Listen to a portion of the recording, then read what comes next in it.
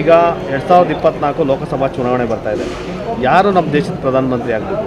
Sir, ಯಾರು ಆಗೋದಕ್ಕೆ ಅಂತ ಪ್ರಶ್ನೆ ಬರೋಕ್ಕಿಂತ ಯಾರಾದರೆ ಏನು ಚೆನ್ನಾಗಿ ಮಾಡ್ತಾರೆ ಅನ್ನೋ ಪ್ರಶ್ನೆ ಚೆನ್ನಾಗಿ. ಈಗ ರಾಹುಲ್ ಗಾಂಧಿಯವರು ಭಾರತ್ ಜೋಡೋ ಯಾತ್ರೆ ಮಾಡಿದ್ರು. ಆ ಯಾತ್ರೆ ಒಂದು ಅವ್ರು ಮಾಡ್ಕೊಂಡ್ರು. ಈಗ ಅನ್ನಭಾಗ್ಯ ಅಂತ ಮಾಡಿದ್ರು. ಎಷ್ಟು ಕೆ ಜಿ ಅನ್ನ ಸಿಗ್ತಾ ಇದೆ, ಅಕ್ಕಿ ಸ್ಟಾಕ್ ಇಲ್ಲ ಅಂತಾರೆ ಕೇಳಿದ್ರೆ.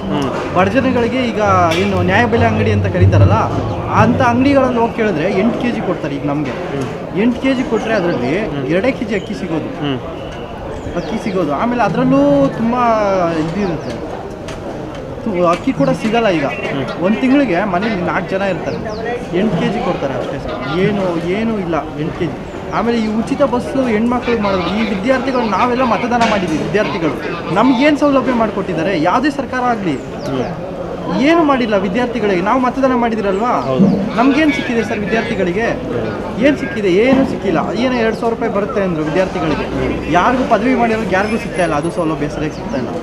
ಯಾರೂ ಏನೂ ಮಾಡ್ತಿಲ್ಲ ಸರ್ ನನ್ನ ಪ್ರಕಾರ.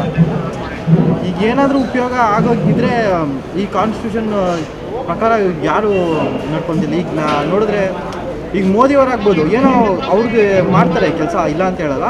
ಹೆಮ್ಮೆ ಇದೆ ಸರ್ ಮೋದಿಯವ್ರ ಬಗ್ಗೆ. ಏನಂದರೆ ಕೆಲಸ ಮಾಡ್ತಾರೆ. ವ್ಯಕ್ತಿ ಬಗ್ಗೆ ಆದರೆ ಮಾತಾಡ್ತೀನಿ ಸರ್. ಪಕ್ಷ ಆ ಪಕ್ಷ ಈ ಪಕ್ಷ ಅಂತ ಮಾತಾಡೋಕ್ಕಾಗಲ್ಲ. ಯಾಕಂದರೆ ವ್ಯಕ್ತಿತ್ವ ಇಲ್ಲಿ ಬಹಳ ಮುಖ್ಯ ಸರ್. ನನ್ನ ದೇಶದ ಪ್ರಧಾನಿ ಯಾರಾಗಬೇಕು ಮತ್ತೆ?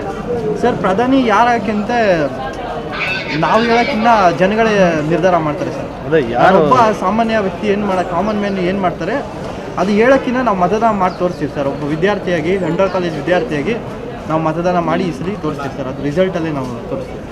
ಸ್ವಾದಿಷ್ಟತೆಯ ಸ್ವಾದ, ತಾಜಾತನದ ಆಹ್ಲಾದ, ಉತ್ತಮ ಆರೋಗ್ಯ ಮತ್ತು ಹೆಚ್ಚಿನ ರೋಗ ನಿರೋಧಕ ಶಕ್ತಿಯ ವೃದ್ಧಿಗೆ ಈಗ ನಿಮಗೆ ಸಿಗುತ್ತಿದೆ ಉತ್ತಮ ಗುಣಮಟ್ಟದ ಪೌಷ್ಟಿಕಾಂಶ.